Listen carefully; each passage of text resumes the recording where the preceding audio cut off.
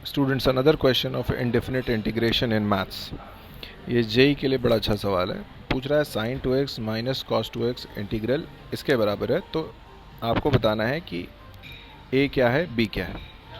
ठीक है, हम इसको लिखते हैं। पहले हम इसको स्प्लिट कर देते हैं। मैं sign 2x dot D x अलग कर देता हूँ, cos 2x dot D x अलग कर देता हूँ। साइन 2x का इंटीग्रल अगर हम देखें तो ये आएगा माइनस हाफ कॉस 2x, है ना, क्योंकि आप हाफ कॉस 2x को डिफ्रेंशिएट करेंगे तो यही नंबर आएगा। वैसे ही इसको अगर आप देखेंगे तो ये हाफ साइन 2x हो जाएगा। पहले हमने इसको कन्वर्ट कर लिया ऐसे, यानी कि मैं इन दोनों के सम को सीधा लिख सकता हूँ, माइनस हाफ कॉमन ले लेता हूँ, cos 2x plus sign 2x और प्लस सी। मतलब मैंने इंटीग्रेट ऑलरेडी करके आंसर निकाल दिया। अब इसको कन्वर्ट करना है इस टाइप के आंसर में, इस टाइप में कैसे भी। ठीक है,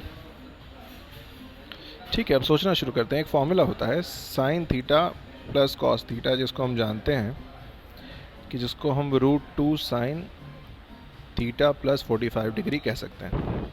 आई होप ये आइडेंटिटी आपको बताओ। बस इसी का इस्तेमाल कीजिए। यहाँ पे थीटा थीटा को 2x मान लीजिए। हमारे पास क्वेश्चन क्या है, यही है ना, minus half cos 2x plus sign 2x, यही है ना। 2x को थीटा मानिए। तो इस तरफ मैं क्या लिखूँगा, √2 और एक नीचे भी 2, क्योंकि यहाँ 2 है तो मुझे लिखना ही पड़ेगा वो तो। और माइनस तो है ही, माइनस है। और इसके साथ मैं साइन को थीटा यानी कि 2x प्लस 45 लिख देता हूँ।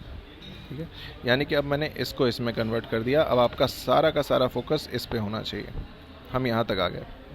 ठीक है, अब बस मैं माइनस यहाँ पे हटा दूँ। और आपको पता है कि फॉर्मूला ऐसा है कि माइनस साइन थीटा को हमेशा ही साइन थीटा माइनस 80 डिग्री कहा जा सकता है। इसमें माइनस है क्योंकि इसी माइनस को मैं हटाना चाह रहा हूँ। तो मतलब मैं इस टर्म को ऐसे भी लिख सकता हूँ, जो ऊपर ये वाला टर्म है, इसको कैसे लिख सकता हूँ, मैं इसको लिख सकता हूँ 1/√2, क्योंकि √2 ने 2 को काट दिया, साइन, और अगर 180 इसमें हटा दूँ तो ये हो जाएगा 2x माइनस 3π/4, पाई माइनस π/4 हो जाएगा और एक कांस्टेंट आएगा।